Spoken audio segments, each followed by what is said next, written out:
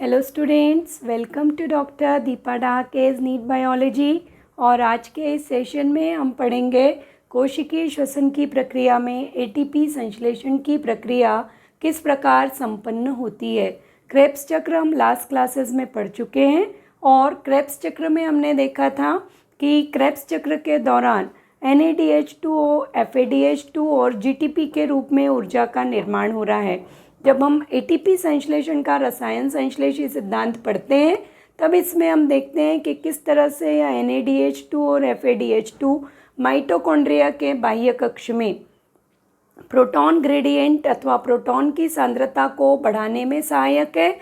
और यही प्रोटॉन की सांद्रता अथवा प्रोटॉन ग्रेडियंट हम कह रहे हैं एटीपी संश्लेषण के लिए उत्तरदायी होता है। जब हम लास्ट क्लासेस में माइटोकॉन्ड्रिया में क्रेब्स चक्र को स्टडी कर रहे थे तो यहाँ पे मुख्य रूप से याद रखिएगा माइटोकॉन्ड्रिया की बाह्य झिल्ली और माइटोकॉन्ड्रिया की यहाँ पर हम ड्रॉ करते हैं आंतरिक झिल्ली। इस आंतरिक झिल्ली में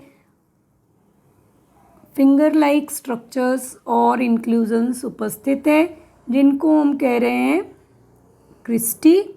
और इन क्रिस्टी के ऊपर ये संरचना सभी स्टूडेंट्स को क्लियर होगी माइटोकॉन्ड्रिया की। इन्हीं क्रिस्टी के ऊपर आप याद रखिएगा मुख्य रूप से F1 पार्टिकल्स पाए जाते हैं। इन्हीं F1 पार्टिकल्स को हम ऑक्सीसोम कहते हैं। आज जो हम एटीपी संश्लेषण की प्रक्रिया पढ़ेंगे ये प्रक्रिया मुख्य रूप से हम पढ़ने वाले हैं ऑक्सीसोम अथवा इन्हीं F1 कणों के अंदर हेड के पार्ट में। यहाँ पर आपने पढ़ा था माइटोकॉन्ड्रिया के मैट्रिक्स में क्रेब्स साइकिल पूर्ण होता है और इस क्रेब्स साइकिल के दौरान हम स्टडी कर रहे थे, लास्ट क्लासेस में पढ़ा हुआ है हमने कि इस क्रेब्स चक्र के दौरान NADH2 का निर्माण हो रहा है विभिन्न चरणों में, साथ ही साथ FADH2 का भी निर्माण पाया जाता है, प्लस एनर्जी GTP के रूप में भी उत्पन्न हो रही है। अब ये जो NADH2 और FADH2 के अणु निर्मित होते हैं ये अणु आप याद रखिएगा आंतरिक झिल्ली की सतह पर आके पुनः NADH2 NAD में विभक्त होता है और दो प्रोटॉन्स को माइटोकॉन्ड्रिया के बाह्य कक्ष अथवा परामाइटोकॉन्ड्रियल अवकाश में विमुक्त करता है। सिमिलरली आप याद रखिएगा FADH2 भी 2 प्रोटॉन्स को विमुक्त करता है और यह पुनः FAD प्लस में परिवर्तित होता है। FADH2 आप सिंपली याद रखिए FAD में।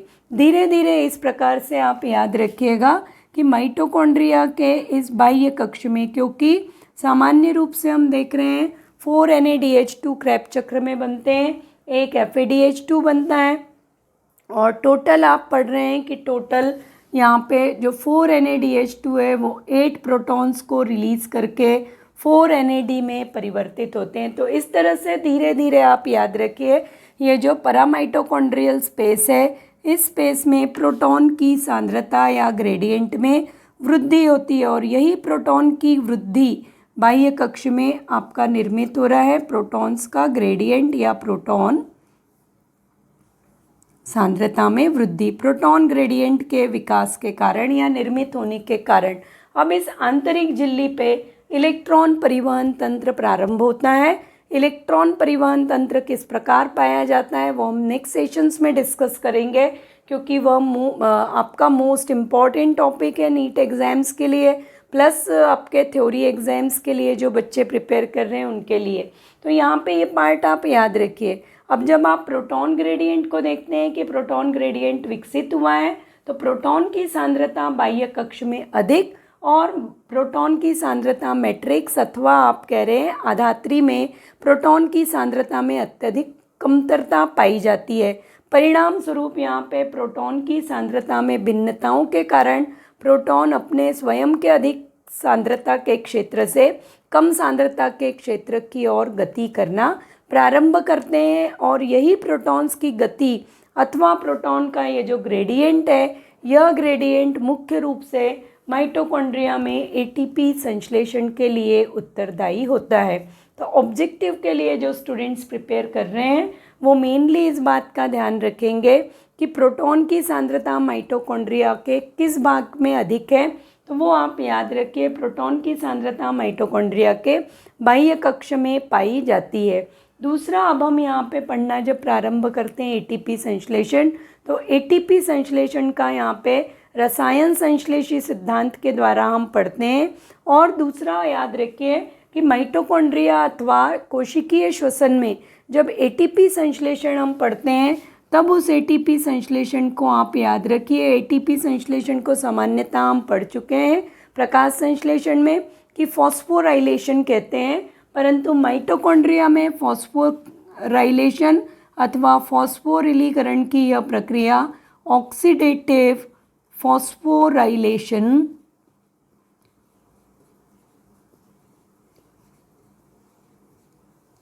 कहलाती है। तो ये पार्ट याद रखिए, ये प्रक्रिया क्या कहलाएगी आपकी, ऑक्सीडेटिव फॉस्फोराइलेशन। क्यों आप कह रहे हैं कि माइटोकॉन्ड्रिया में एटीपी संश्लेषण ऑक्सीडेटिव फॉस्फोराइलेशन है?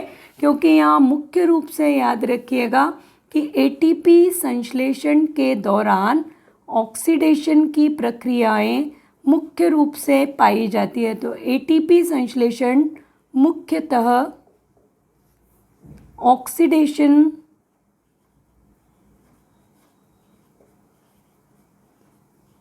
द्वारा होता है अथवा ऑक्सीकरण के द्वारा होता है, इसलिए आप इसको कहते हैं ऑक्सीडेटिव फॉस्फोराइलेशन। अब जब आप ऑक्सीडेटिव फॉस्फोराइलेशन अथवा एटीपी संश्लेषण पढ़ते हैं तो यहाँ पुनः आप देखिए, यह माइटोकॉन्ड्रिया की बाह्य झिल्ली, ये जो हम डायग्राम ड्रॉ कर रहे हैं वो आप याद रखिए, माइटोकॉन्ड्रिया के इस भाग को हम मुख्य रूप से ड्रॉ कर रहे हैं। एक पार्ट ऑफ माइटोकॉन्ड्रिया को हम यहाँ पे ड्रॉ करते हैं, बाह्य झिल्ली तथा आंतरिक झिल्ली। आंतरिक झिल्ली पर आप याद रखिएगा, बाह्य तथा आंतरिक झिल्ली के मध्य में आपका बाह्य कक्ष उपस्थित है, या बाह्य अवकाश भी इसको हम कह रहे हैं। तो बाह्य अवकाश अथवा बाह्य कक्ष, इस बाह्य कक्ष में अब आपको क्लियर है कि क्यों हाइड्रोजन आयन की सांद्रता अत्यधिक अथवा प्रोटॉन का ग्रेडियंट अत्यधिक पाया जाता है। ठीक है, बाह्य झिल्ली के यहाँ पे आप लेबलिंग इम्पॉर्टेंट है इस पार्ट में, बाह्य झिल्ली, आंतरिक झिल्ली,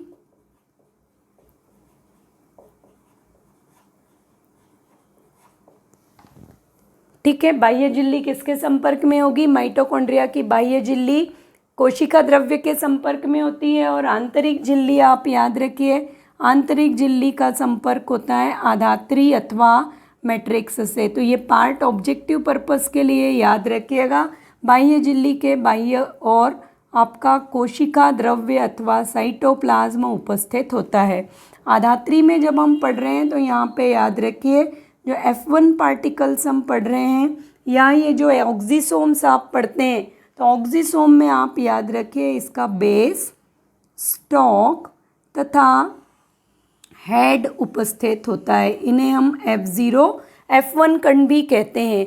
और जब आप ये संरचना पढ़ते हैं, यह संरचना आप याद रखिए, यह संरचना अपनी होती है F0, F1 कण। इसी कणों को हम कहते हैं प्राथमिक कण, अथवा प्राथमिक कणों को ही आपको कुछ बुक्स में मिलता है ऑक्सीसोम्स। तो ये संरचना याद रखिएगा, और यह संरचनाएं आंतरिक झिल्ली पर उपस्थित होती है। हेड हमेशा याद रखिए आधात्री के संपर्क में होगा।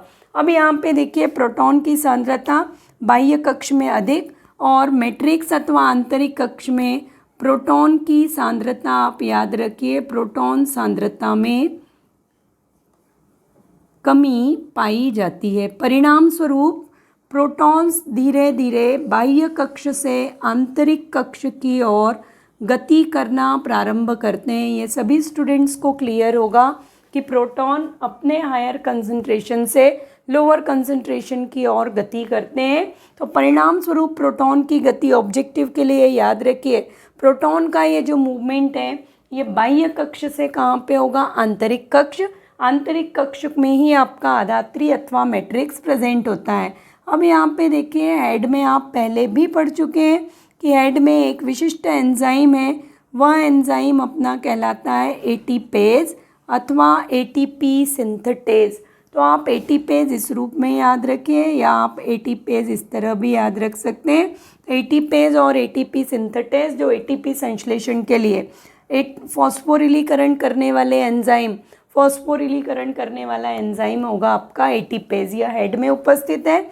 और यह एंजाइम आप याद रखिए 2 प्रोटॉन्स जब स्थानांतरित होते हैं, इन्हीं 2 प्रोटॉन्स के साथ साथ याद रखिएगा 2 इलेक्ट्रॉन्स का भी परिवहन पाया जाता है और परिणाम स्वरूप एडीपी का एक अणु तथा इनऑर्गेनिक फॉस्फेट का एक अणु संयुक्त होकर एटीपी एंजाइम की उपस्थिति में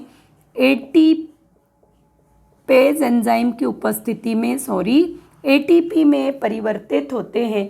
तो ये पार्ट याद रखिएगा, मोस्ट इम्पॉर्टेंट डायग्राम है आपका ये एनसीईआरटी का। जिन स्टूडेंट्स को नीट का एग्ज़ाम देना है, इस डायग्राम बेस्ड क्वेश्चंस और पार्ट्स बहुत अच्छे से याद रखिए कि कौन सा पार्ट किस तरफ है, आधात्री किस तरफ है, कोशिका द्रव्य किस झिल्ली की तरफ है, कहाँ पे प्रोटॉन की सांद्रता अधिक है, किस क्षेत्र में प्रोटॉन की सांद्रता में कमी पाई जाती है। क्योंकि जो अगर ये पार्ट आपको क्लियर है, उसी कंडीशंस में आप ऑब्जेक्टिव में क्वेश्चन सॉल्व कर सकते हैं।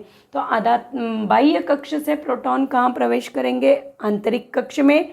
ठीक इसी समय 2 प्रोटॉन्स के साथ 2 इलेक्ट्रॉन्स का परिवहन पाया जाता है और इलेक्ट्रॉन में संचित ऊर्जा का उपयोग एटीपेज एंजाइम के द्वारा एडीपी तथा इनऑर्गेनिक फॉस्फेट को एटीपी में निर्मित करने अथवा परिवर्तित करने में होता है। तो ये सामान्य सिद्धांत याद रखिएगा। एटीपेज की उपस्थिति याद रखिए। F0 F1 कणों का कौन सा भाग झिल्ली पर उपस्थित है और कौन सा सिरा अथवा हेड आप सामान्य रूप से याद रखिए। हेड जो है वो किसके संपर्क में है, मैट्रिक्स के संपर्क में। तो आज ये मेन मुझे एक्सप्लेन करना था, क्योंकि इसके बाद फिर हम अब स्टार्ट करेंगे इलेक्ट्रॉन परिवहन तंत्र। तो नेक्स्ट सेशन में हम लोग पढ़ेंगे इलेक्ट्रॉन परिवहन तंत्र अथवा इलेक्ट्रॉन अभिगमन तंत्र भी आप कहते हैं। तो इलेक्ट्रॉन अभिगमन तंत्र, जो स्टूडेंट्स चैनल के साथ कनेक्ट हो रहे हैं न्यू, उनको फिर कहूँगी कि kindly subscribe my channel, like my videos and share my videos. And next sessions तक सभी स्टूडेंट्स हार्डवर्क करिए अपने अचीव को गोल करने के लिए, क्योंकि आपको अभी हार्डवर्क का समय है। तो जितना ज़्यादा से ज़्यादा आप टाइम अपने स्टडीज़ को प्रोवाइड कर सकते हैं वो प्रोवाइड करिए। जो नीट के लिए स्टूडेंट प्रिपेयर कर रहे हैं उन स्टूडेंट्स को भी कहूँगी कि आप डेज काउंट करिए इस बात में, इसके ऊपर मत रहिए कि एग्ज़ाम आपका मई में है तो 2021 मई में है तो अभी आपके पास टाइम है। जो आपका सिलेबस है और जितना रिवीजन आपको रिक्वायर्ड है, कॉन्सेप्चुअल स्टडी रिक्वायर्ड है, उसके लिए आपके 6 मंथ बहुत लिमिटेड टाइम अब आपके पास बचा हुआ है। तो बहुत ज़्यादा हार्डवर्क की ज़रूरत है।